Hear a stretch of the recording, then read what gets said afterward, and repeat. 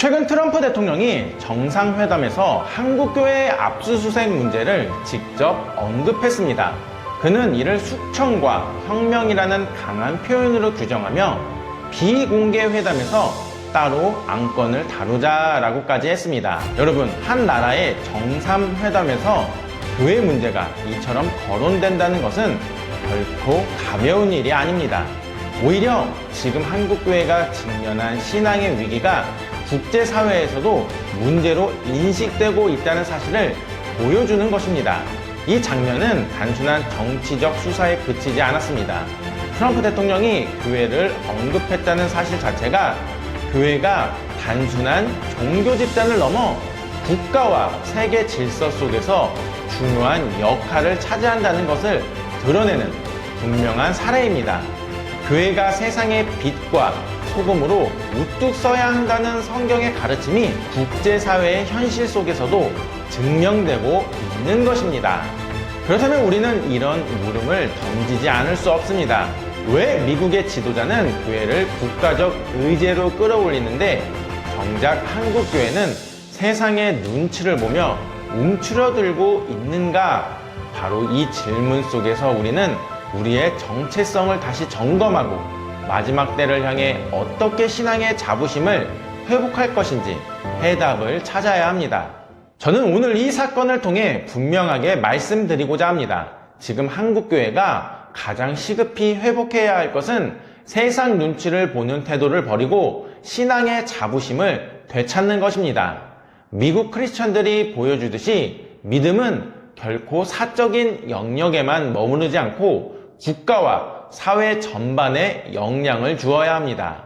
특히 미국 보수당은 기독교인들의 표를 얻어 정치를 이끌고 있으며 미국 크리스천들은 미국을 단순한 나라가 아니라 하나님의 도구라고 믿습니다. 그들은 미국이 마태복음 말씀처럼 산 위에 세운 동네가 되어 세상에 숨길 수 없는 빛이 되고 그 빛으로 복음을 수호해야 한다라고 확신합니다. 그러나 한국교회는 어떻습니까? 여전히 많은 교회가 세상 권력과 여론을 지나치게 의식하며 당당하게 진리를 선포하기보다 조심스럽게 발을 빼고 있습니다. 이것은 신앙적 정체성을 잃어버린 태도이며 마지막 때까지 흔들림 없는 믿음을 지키기 위해서는 반드시 극복해야 할 부분입니다. 저는 오늘 한국교회가 이 위기 속에서 다시금 복음의 자부심을 품어야 한다는 사실을 강력히 주장합니다. 그 이유는 명백합니다. 첫째, 성경은 하나님의 백성이 세상 속에서 빛과 소금으로 살아야 한다고 말씀하십니다. 마태복음 5장 14절에서 예수님은 너희는 세상의 빛이라 산 위에 있는 동네가 숨겨지지 못할 것이요 라고 말씀하셨습니다. 이 말씀은 단순히 개인적 차원의 삶이 아니라 공동체적, 국가적 차원까지 확장되는 원리입니다. 빛은 어두움을 드러내고 소금은 부패를 막습니다. 따라서 교회가 사회의 중심에서 역할을 하지 못한다면 세상은 더 깊은 어둠 속으로 빠질 수밖에 없습니다. 미국 크리스천들은 이 말씀을 국가적 정체성과 연결시켜 자신들의 나라가 세계에서 기독교 국가로서 영향력을 발휘해야 한다고 믿습니다. 그렇기 때문에 대통령 선거에서부터 입법 정책까지 기독교적 가치관을 강하게 드러내고 동성애, 낙태, 가정 파괴와 같은 문제들에 대해 단호히 입장을 밝힙니다. 둘째는 최근 트럼프 대통령이 한국교회 압수수색 문제를 정상회담에서 직접 언급했다는 사실은 교회의 무게감을 보여줍니다. 그는 이 문제를 단순히 사회적 사건이 아니라 국가적 전략의 일부로 간주했습니다. 국제정상회담에서 교회가 의제로 다루어졌다는 것은 곧 교회가 세계 질서 속에서도 결코 무시될 수 없는 존재임을 입증하는 사건입니다. 그런데 정작 한국교회는 어떻습니까? 내부적으로는 세상의 시선을 두려워하며 복음을 약화시키고 있습니다. 언론에 부정적 보도가 나오면 복음을 더욱 담대히 전하기보다 스스로 움츠러들고 정부의 압박이 오면 교회가 먼저 자기 방어에 급급합니다. 결국 복음의 능력은 희미해지고 교회는 사회적 도덕 단체 수준으로 전락하는 위기를 맞이하고 있습니다. 이것이야말로 한국 교회가 직면한 가장 심각한 문제입니다. 우선 미국의 사례를 다시 살펴보면은 미국의 보수 기독교인들은 공교육 현장에서 동성애 교육, 성별 혼란을 주입하는 프로그램에 강하게 저항합니다. 지역사회에서 시위하고 학교 이사회에 진출하며 정치인들에게 끊임없이 압력을 넣습니다. 그들의 태도는 분명합니다. 우리는 하나님의 말씀을 따른다. 우리는 성경의 권위를 결코 타협하지 않는다. 이것이 바로 신앙의 자부심입니다. 반면 한국교회는 세상 앞에서 위축된 모습을 보여주곤 합니다. 정부가 방역이나 세금 문제로 교회를 압박을 할 때에 언론이 교회의 일부분을 침소붕대에 공격을 할 때 많은 교회들은 진리를 지키기보다 이미지 회복과 여론 수습에만 집중합니다. 더 나아가 젊은 세대의 신자들조차 교회 다닌다라는 사실을 부끄럽게 여기며 직장이나 학교에서 신앙을 드러내는 것을 주저합니다. 이것은 한국 사회 속에서 교회의 존재감이 점점 약화되고 있다는 신호입니다. 역사를 돌아보면 초대교회의 성도들은 로마 제국의 혹독한 박해 속에서도 예수는 주님이라고 외쳤습니다. 그들의 믿음은 목숨을 내놓는 순교적 신앙이었지요. 만약 그들이 세상 권력에 굴복하여 입을 다물었다면 기독교는 결코 오늘까지 전해지지 못했을 것입니다. 교회가 세상 눈치를 보는 순간 복음은 힘을 잃고 교회는 역사적 사명을 저버리게 됩니다. 더 나아가 한국 현대사회에서도 교회는 결정적인 순간마다 빛을 발했습니다. 일제강점기 신사참배를 거부한 교회는 목숨을 잃으면서도 신앙을 지켰습니다. 6.25 전쟁 당시 공산주의의 위협 속에서도 교회는 복음을 붙들고 나라를 지키는 역할을 감당했습니다. 그러나 오늘날은 세속적 풍요와 문화적 압력 앞에서 교회가 오히려 더 쉽게 타협하고 있는 현실입니다. 그렇다면 왜 미국 크리스천들은 국가적 자부심과 신앙적 정체성을 강하게 드러낼 수 있을까요? 그 뿌리는 바로 청교도 신앙에 있습니다. 17세기 신대륙으로 건너온 청교도들은 자신들의 공동체를 단순한 집단이 아니라 하나님의 언약 공동체로 세웠습니다. 그들은 우리는 산 위의 동네가 될 것이다 라고 선언하며 하나님 앞에서 새로운 국가를 세우겠다는 비전을 품었습니다. 이 정신은 미국의 건국 정신 속에 깊이 새겨졌고 지금도 미국 크리스찬들에게 살아있는 정체성으로 이어지고 있습니다. 비록 미국이 세속화와 문화적 타락 속에 흔들리고 있지만 여전히 많은 크리스찬들이 나라를 하나님의 도구로 믿고 복음을 수호하기 위해 싸우고 있습니다. 이것이 미국의 힘이자 교회의 영향력의 근원입니다. 반대로 한국교회는 어떤 역사를 가지고 있습니까? 일제강점기 수많은 목회자와 성도들이 신사참배를 거부하며 신앙을 지켰습니다. 6.25 전쟁 시기에도 공산주의의 박해 속에서 교회는 복음을 사수하며 나라를 붙들었습니다. 그러나 지금은 풍요와 자유 속에서 오히려 신앙적 자부심을 잃어버리고 있습니다. 세상 권력과 여론에 맞추려는 태도가 만연해져 교회가 빛과 소금으로서의 사명을 잃어버리고 있는 것이 오늘날 가장 큰 위기입니다. 물론 어떤 분들은 이렇게 말할 수 있습니다. 교회가 세상과 정면으로 대립하면 사회로부터 더 많은 비난을 받지 않겠는가? 지혜롭게 타협하며 복음을 전하는 것이 더 현명하지 않겠는가? 하지만 이것은 성경적이지 않습니다. 예수님은 요한복음 15장 19절에서 너희가 세상에 속하였으면 세상이 자기 것을 사랑할 것이나 너희는 세상에 속한 자가 아니요 내가 너희를 세상에서 택하였기 때문에 세상이 너희를 미워하느니라 라고 말씀하셨습니다. 세상의 미움은 오히려 우리가 올바른 길을 가고 있다는 증거일 수 있습니다. 따라서 교회가 세상과 타협하는 것은 지혜로운 길이 아니라 위험한 길입니다. 세상과 타협하는 교회는 이미 세상의 일부가 되어버린 교회입니다. 그래서 대안은 분명합니다. 한국교회는 미국 크리스천들처럼 담대히 신앙을 드러내야 합니다. 정부가 교회를 압박하더라도, 언론이 교회를 조롱하더라도 우리는 하나님이 우리를 택하셨다는 자부심으로 복음을 선포해야 합니다. 그리고 그 신앙의 자부심을 개인의 차원에서 멈추지 않고 가정과 공동체, 국가적 차원으로 확장해야 합니다.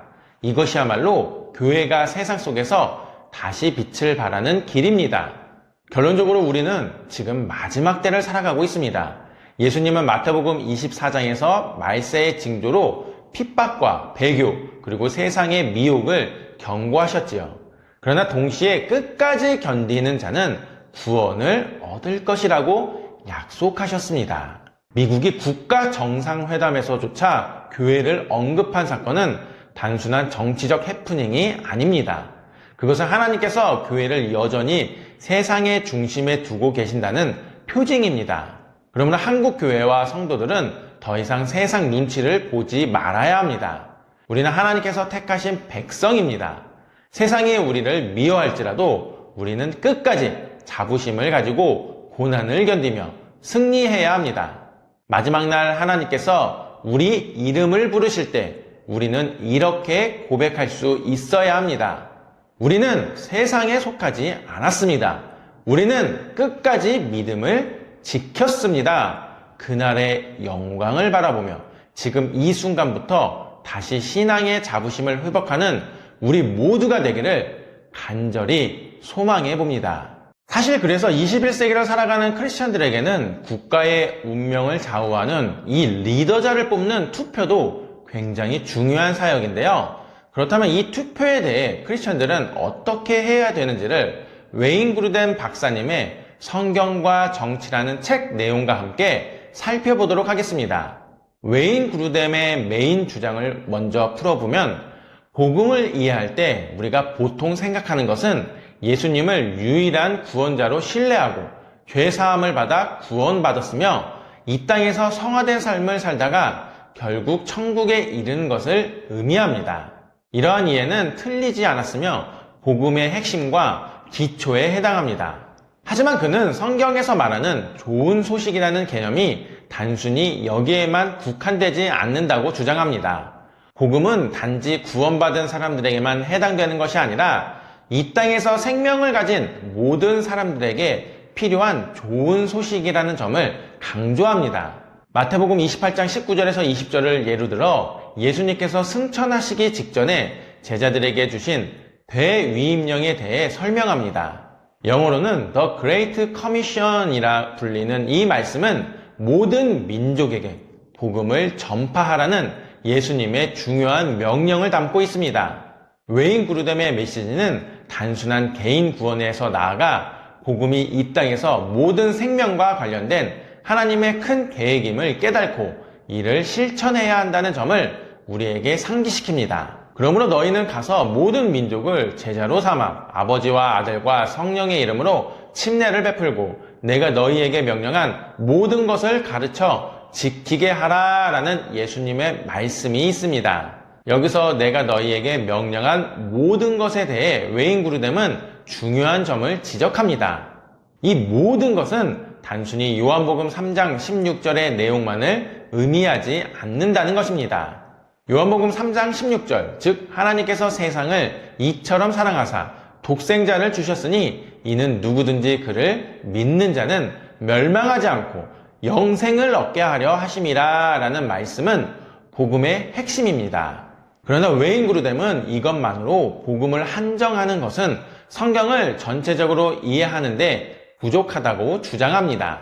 그는 예수님이 사복음서를 통해 가르치신 모든 내용을 우리 삶 속에서 가르치고 실천하며 모든 민족에게 이 복음을 전하는 것이 대위임령의 본질이라고 말합니다.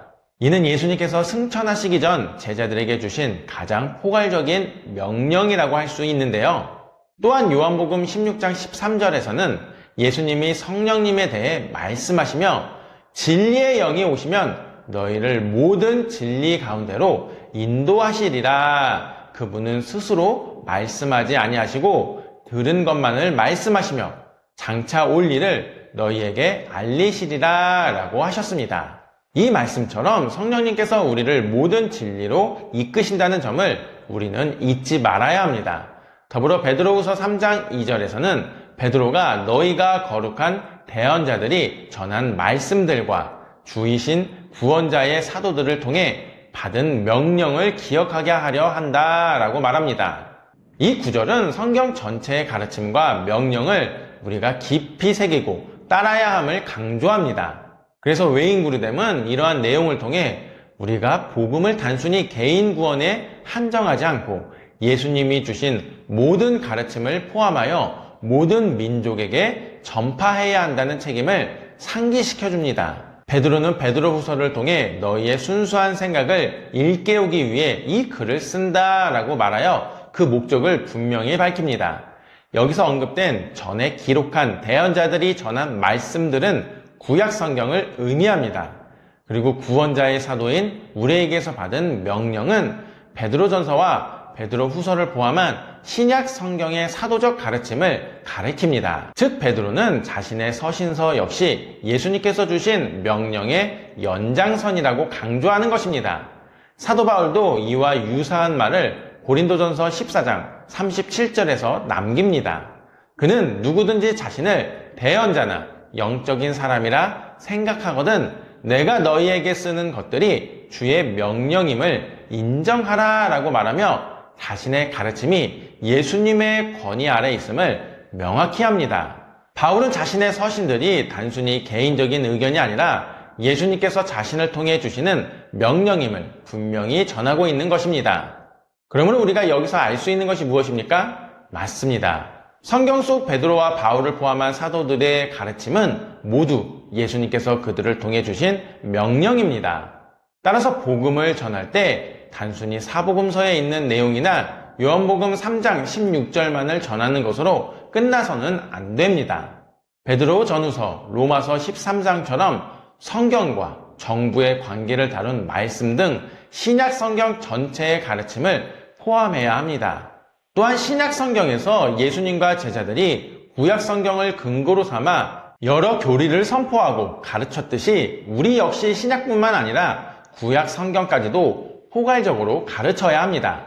그 이유가 우리가 제자를 삼는 데 있어 중요한 것은 신구약 성경의 모든 가르침을 전하며 그들이 이 말씀을 삶 속에서 지키도록 돕는 것입니다. 이러한 전체적인 관점에서 복음을 이해하고 전하는 것이야말로 우리가 받은 대위임령을 온전히 이행하는 길이 될 수가 있다라는 것입니다. 또한 마태복음 28장에서 예수님이 명령하신 내가 너희에게 가르친 모든 것을 가르쳐 지키게 하라라는 말씀에는 신구약 성경 전체의 가르침이 포함되어 있습니다. 우리가 신앙생활을 할 때에 단순히 사복음서나 요한복음 3장 16절과 같은 구원에 관한 핵심 말씀만을 중요하다고 한정하는 것은 성경을 온전히 이해하지 못하는 것입니다. 예수님께서 구약과 신약에 기록된 하나님의 모든 말씀과 명령을 가르치라고 하셨기 때문에 여기에 하나님의 인간 정부에 대한 가르침도 포함이 됩니다. 그래서 로마서 13장처럼 정부와의 관계에 대한 가르침도 예수님의 명령으로 가르쳐야 마태복음 28장에서 예수님이 명령하신 모든 것을 실제로 가르치는 것이 되는 것입니다. 따라서 요한복음 3장 16절이나 고린도전서 15장 1절에서 3절의 복음만 가르치는 것으로 충분하지 않다라는 것이죠. 성경은 그리스도인들이 이 세상에서 정부와 사회에 선한 영향을 미치는 방법에 대해서도 가르치고 있습니다. 그러므로 우리는 이러한 가르침도 예수님의 명령으로 이해하고 사람들에게 전해야 합니다. 이것은 하나님이 우리를 이 땅에 두신 목적 중 하나입니다.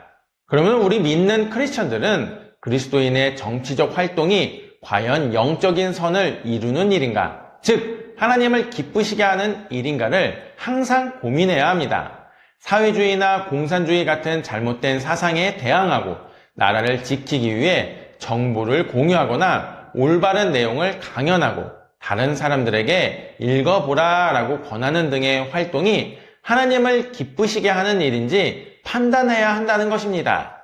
만약 이러한 활동들이 성경에 나타난 하나님의 가르침, 특히 정부에 대한 가르침을 따르는 것이라면 이는 분명 영적인 선을 이루는 일이며 하나님을 기쁘시게 하는 것입니다.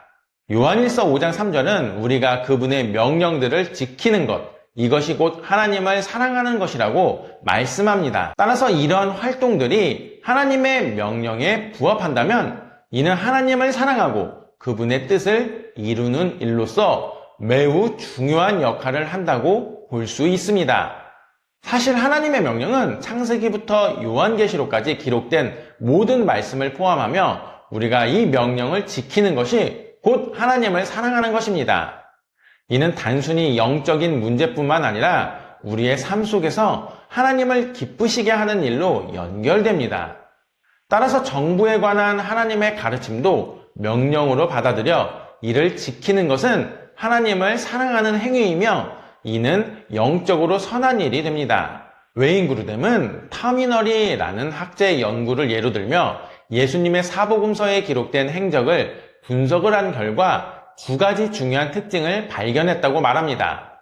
첫째는 예수님께서 죄를 용서해 주셨다는 것이며 둘째는 예수님께서 많은 사람의 질병을 고쳐주셨다는 점입니다. 다시 말해 예수님은 사람들의 영적인 문제뿐만 아니라 육신적인 문제에도 깊은 관심을 가지셨고 이를 해결하셨다는 사실이 성경에 분명히 드러납니다. 그렇다면 예수님이 사람들의 육신적인 병을 고치신 일이 하나님을 기쁘시게 한 일인지 질문할 수 있습니다. 성경을 보면 예수님은 모든 일을 하나님을 기쁘시게 하기 위해 행하셨습니다. 따라서 사람들의 병을 고치신 것도 하나님을 기쁘시게 한 일이었으며 이는 영적으로 선한 일이었다고 볼 수 있습니다. 타미너리는 이러한 원리를 현대사회의 모든 활동에 적용해야 한다고 주장합니다. 예수님께서는 동네와 마을을 다니시며 복음을 선포하시고 가르치셨으며 많은 선한 일을 하셨습니다. 또한 병자들을 고치시며 그들의 삶을 향상시키셨는데 이는 단순히 영혼 구원에 국한된 것이 아니라 사람들을 불쌍히 여기시고 은혜를 베푸고자 하는 사람의 마음에서 비롯된 것이었습니다. 그렇지만 병고침을 받은 모든 사람이 예수님을 믿은 것은 아닙니다. 예를 들어 10명의 나병 환자가 고침을 받았지만 그중 단 한 명만 돌아와 감사하며 예수님께 경배했습니다. 나머지 9명은 감사하지 않았고 돌아온 한 사람은 사마리아인이었습니다. 이처럼 예수님의 기적을 직접 경험했음에도 불구하고 그분을 믿지 않는 사람들이 있었습니다. 즉 예수님께서 행하신 모든 일은 하나님을 기쁘시게 하는 영적인 일이었으며 우리도 예수님의 모범을 따라 사회 속에서 선한 일을 하고 사람들의 삶을 향상시키는데 힘을 써야 한다는 교훈을 얻을 수 있습니다. 그 이유가 무엇입니까? 맞습니다. 히브리서 9장 27절은 한 번 죽는 것은 사람에게 정해진 것이요 그 후에는 심판이 있으리니 라고 말씀합니다. 특히 투표라는 행위도 단순한 정치적 선택이 아닙니다. 그것은 내가 하나님 나라의 가치를 따르는지 아니면 세상의 가치에 굴복하는지를 드러내는 믿음의 행동이 됩니다. 그래서 하나님은 오늘도 창세기에서 아담을 부르셨던 동일한 질문을 우리에게 던지십니다. 너는 어디에 속해 있느냐? 이 질문은 단순히 개인의 신앙 고백만을 묻는 것이 아닙니다. 오늘 우리의 크리스천으로서의 정체성이 세속 권력과 타협 속에 흔들리고 있는지 아니면 오직 예수 그리스도의 진리와 계명 안에 서 있는지를 분별하게 만드는 영원한 질문입니다. 그래서 사도 바울은 로마서 14장 12절에서 우리 각 사람이 자기 일을 하나님께 직고하리라 라고 경고했습니다. 즉 마지막 날에는 개인의 선택뿐만 아니라 교회와 국가의 모든 행위가 하나님의 복음 앞에서 평가받게 될 것입니다. 그때 중요한 것은 정치적 업적이나 세상적 성공이 아니라 우리가 투표와 사회 참여 속에서도 과연 복음을 굳게 붙들고 끝까지 거룩을 지켜왔는가 하는 점입니다. 성경은 또한 심판 이후의 실체를 감추지 않았습니다. 요한계시록 20장과 마태복음 25장은 불목과 영원한 형벌 그리고 생명의 책에 기록되지 못한 자들의 최후를 말씀합니다. 이것은 단순한 비유가 아니라 하나님을 거부한 나라와 교회 그리고 세상과 타협한 개인에게 실제로 임할 형벌입니다. 더 두려운 것은 이러한 경고가 노골적으로 하나님을 대적한 자들에게만 해당되는 것이 아니라 입술로는 주님을 고백하면서도 투표와 삶의 선택에서 세상의 권력과 가치에 굴복한 교회와 성도들에게 동일하게 적용된다는 사실입니다. 하지만 다가오는 심판 속에서도 우리에게는 희망이 있습니다. 예수님께서는 마태복음 25장 40절을 통해 지극히 작은 자 하나에게 한 것이 곧 내게 한 것이니라 라고 말씀하시며 이 심판의 날을 준비하는 방법으로 가장 소외된 이들을 돌보는 삶을 강조하셨습니다. 그래서 저희 메시지아도 이 말씀에 순종하여 사회적으로 가장 소외되고 있는 장애인 형제자매들을 섬기고 있습니다. 사실 저희는 매주 유튜브 수익금으로 장애인 재활 작업장에 간식을 후원해 왔었는데 어느 날 예배 중 찬양을 기쁘게 부르는 발달 장애인 분들을 보고 큰 감동을 받았습니다. 특히 원장님께서 발달 장애인 분들이 공연장 출입이 금지돼 음악을 접할 기회가 없다고 하신 말씀이 너무나 마음이 아프고 잊을 수 없었습니다. 그래서 저희는 음악 전공자들과 함께 그분들 예배에 찾아가 찬양 연주와 음악 치료를 지원하기 시작했습니다. 그리고 더 나아가 장애인 직업재활센터의 예배 시간에 가보면 공간이 좁아 그동안은 늘 3명에서 4명 정도의 연주자만 함께하며 작은 규모로 찬양과 연주를 도와드릴 수밖에 없었습니다. 그런데 저희는 이번 9월 17일에는 마음을 모아 더 큰 은혜의 자리를 준비하기로 했습니다. 예술의 전당은 아니지만 그의 버금가는 음향시설을 갖춘 홀을 개관하여 군포시에 위치한 하나복지센터의 발달장애인 형제자매 40명과 부모님들까지 약 70명을 초청해 풀밴드로 구성된 제대로 된 음악 공연을 제공해 드릴 예정입니다. 이 귀한 자리에는 헐리우드에서 음악 감독으로 활동하셨던 전문 연주자분들을 비롯해 현재 프로 오케스트라 단원들까지 함께하며 풍성하고 감동적인 연주를 선물해 드리게 됩니다. 그리고 공연이 11시에 시작하면 끝나고 바로 점심시간이 되는데 사실 발달 장애인 분들이 단체로 식당에 가시기 어려운 점을 원장님께서 말씀해 주셔서 저희가 그 자리에서 바로 식사하실 수 있도록 출장 뷔페를 준비해 공연 직후에 따뜻한 점심 식사까지 기쁨으로 대접해 드리기로 하였습니다. 사실 저희 사역은 재정적으로 많이 부족하지만 보이지 않는 곳에서 외롭게 살아가는 발달 장애인 분들께 예수님의 사랑을 전하기 위해 마음을 다해 힘쓰고 있습니다. 혹시 이 사역에 마음이 있으신 분들이 있으신가요? 그렇다면 일시 후원이나 정기 후원으로 함께 해주시면 감사하겠습니다. 특히 정기 후원은 누군가의 삶을 바꾸는 기적이 될 수 있습니다. 왜냐하면 저희가 찬양의 연주를 진행하다 보면 발달 장애인 분들께서 눈물을 흘리시면서 성령님의 임재를 경험하실 때가 정말 많이 있기 때문입니다.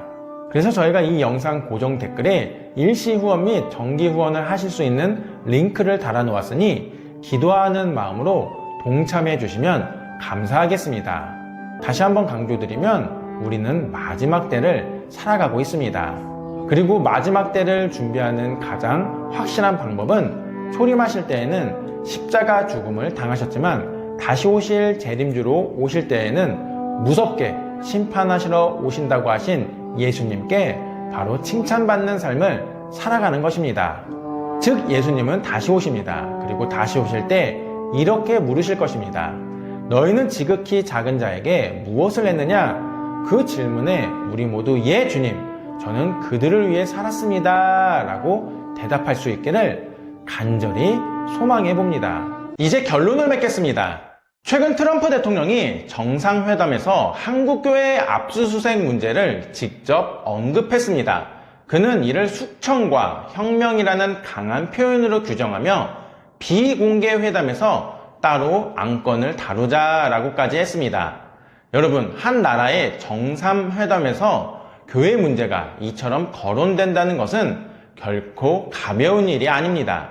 오히려 지금 한국교회가 직면한 신앙의 위기가 국제사회에서도 문제로 인식되고 있다는 사실을 보여주는 것입니다. 이 장면은 단순한 정치적 수사에 그치지 않았습니다.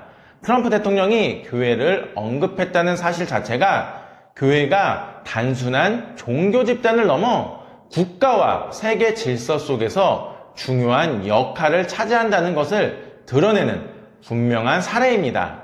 교회가 세상의 빛과 소금으로 우뚝 서야 한다는 성경의 가르침이 국제사회의 현실 속에서도 증명되고 있는 것입니다. 그렇다면 우리는 이런 물음을 던지지 않을 수 없습니다. 왜 미국의 지도자는 교회를 국가적 의제로 끌어올리는데 정작 한국 교회는 세상의 눈치를 보며 움츠러들고 있는가? 바로 이 질문 속에서 우리는 우리의 정체성을 다시 점검하고 마지막 때를 향해 어떻게 신앙의 자부심을 회복할 것인지 해답을 찾아야 합니다. 저는 오늘 이 사건을 통해 분명하게 말씀드리고자 합니다. 지금 한국교회가 가장 시급히 회복해야 할 것은 세상 눈치를 보는 태도를 버리고 신앙의 자부심을 되찾는 것입니다. 미국 크리스천들이 보여주듯이 믿음은 결코 사적인 영역에만 머무르지 않고 국가와 사회 전반에 영향을 주어야 합니다. 특히 미국 보수당은 기독교인들의 표를 얻어 정치를 이끌고 있으며 미국 크리스천들은 미국을 단순한 나라가 아니라 하나님의 도구라고 믿습니다. 그들은 미국이 마태복음 말씀처럼 산 위에 세운 동네가 되어 세상에 숨길 수 없는 빛이 되고 그 빛으로 복음을 수호해야 한다라고 확신합니다. 그러나 한국교회는 어떻습니까? 여전히 많은 교회가 세상 권력과 여론을 지나치게 의식하며 당당하게 진리를 선포하기보다 조심스럽게 발을 빼고 있습니다. 이것은 신앙적 정체성을 잃어버린 태도이며 마지막 때까지 흔들림 없는 믿음을 지키기 위해서는 반드시 극복해야 할 부분입니다. 저는 오늘 한국교회가 이 위기 속에서 다시금 복음의 자부심을 품어야 한다는 사실을 강력히 주장합니다. 그 이유는 명백합니다.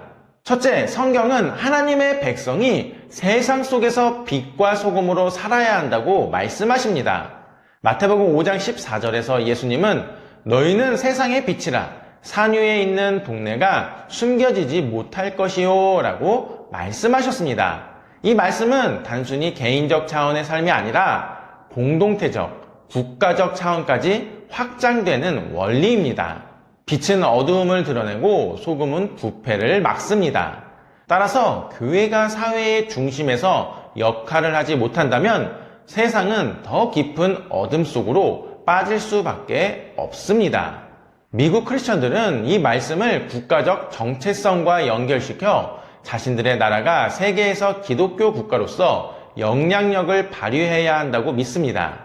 그렇기 때문에 대통령 선거에서부터 입법 정책까지 기독교적 가치관을 강하게 드러내고 동성애, 낙태, 가정 파괴와 같은 문제들에 대해 단호히 입장을 밝힙니다.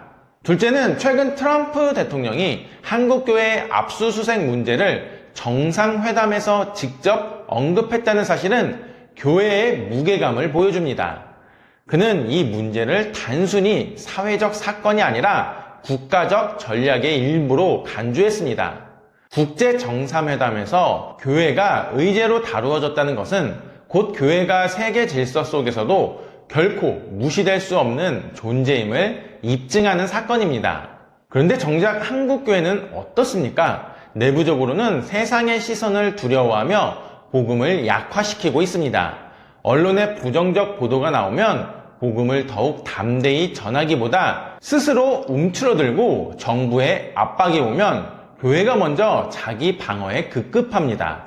결국 복음의 능력은 희미해지고 교회는 사회적 도덕 단체 수준으로 전락하는 위기를 맞이하고 있습니다.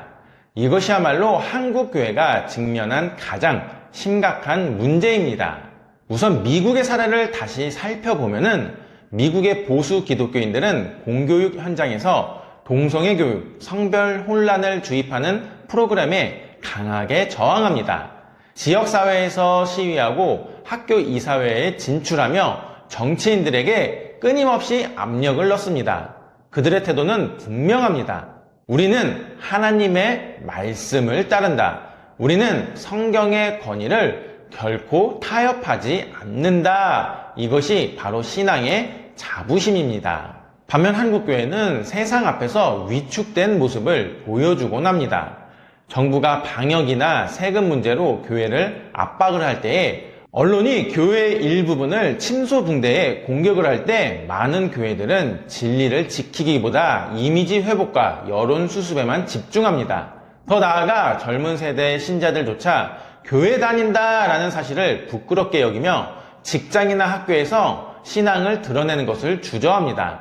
이것은 한국 사회 속에서 교회의 존재감이 점점 약화되고 있다는 신호입니다. 역사를 돌아보면 초대교회의 성도들은 로마 제국의 혹독한 박해 속에서도 예수는 주님이라고 외쳤습니다. 그들의 믿음은 목숨을 내놓는 순교적 신앙이었지요. 만약 그들이 세상 권력에 굴복하여 입을 다물었다면 기독교는 결코 오늘까지 전해지지 못했을 것입니다.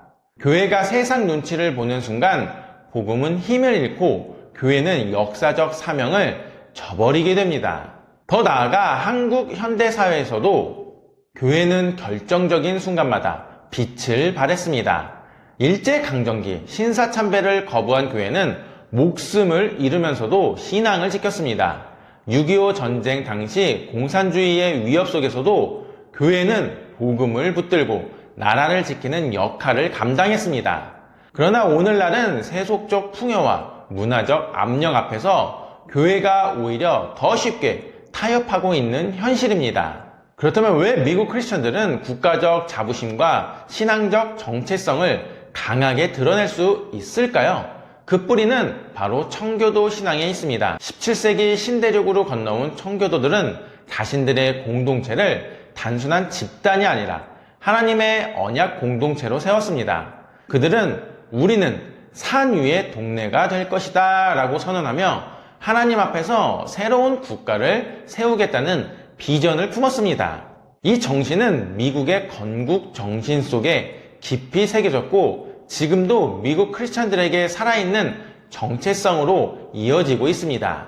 비록 미국이 세속화와 문화적 타락 속에 흔들리고 있지만 여전히 많은 크리스찬들이 나라를 하나님의 도구로 믿고 복음을 수호하기 위해 싸우고 있습니다. 이것이 미국의 힘이자 교회의 영향력의 근원입니다. 반대로 한국교회는 어떤 역사를 가지고 있습니까? 일제강점기 수많은 목회자와 성도들이 신사참배를 거부하며 신앙을 지켰습니다. 6.25 전쟁 시기에도 공산주의의 박해 속에서 교회는 복음을 사수하며 나라를 붙들었습니다. 그러나 지금은 풍요와 자유 속에서 오히려 신앙적 자부심을 잃어버리고 있습니다. 세상 권력과 여론에 맞추려는 태도가 만연해져 교회가 빛과 소금으로서의 사명을 잃어버리고 있는 것이 오늘날 가장 큰 위기입니다. 물론 어떤 분들은 이렇게 말할 수 있습니다. 교회가 세상과 정면으로 대립하면 사회로부터 더 많은 비난을 받지 않겠는가? 지혜롭게 타협하며 복음을 전하는 것이 더 현명하지 않겠는가? 하지만 이것은 성경적이지 않습니다. 예수님은 요한복음 15장 19절에서 너희가 세상에 속하였으면 세상이 자기 것을 사랑할 것이나 너희는 세상에 속한 자가 아니요 내가 너희를 세상에서 택하였기 때문에 세상이 너희를 미워하느니라 라고 말씀하셨습니다. 세상의 미움은 오히려 우리가 올바른 길을 가고 있다는 증거일 수 있습니다. 따라서 교회가 세상과 타협하는 것은 지혜로운 길이 아니라 위험한 길입니다. 세상과 타협하는 교회는 이미 세상의 일부가 되어버린 교회입니다. 그래서 대안은 분명합니다. 한국교회는 미국 크리스찬들처럼 담대히 신앙을 드러내야 합니다. 정부가 교회를 압박하더라도 언론이 교회를 조롱하더라도 우리는 하나님이 우리를 택하셨다는 자부심으로 복음을 선포해야 합니다. 그리고 그 신앙의 자부심을 개인의 차원에서 멈추지 않고 가정과 공동체, 국가적 차원으로 확장해야 합니다. 이것이야말로 교회가 세상 속에서 다시 빛을 발하는 길입니다.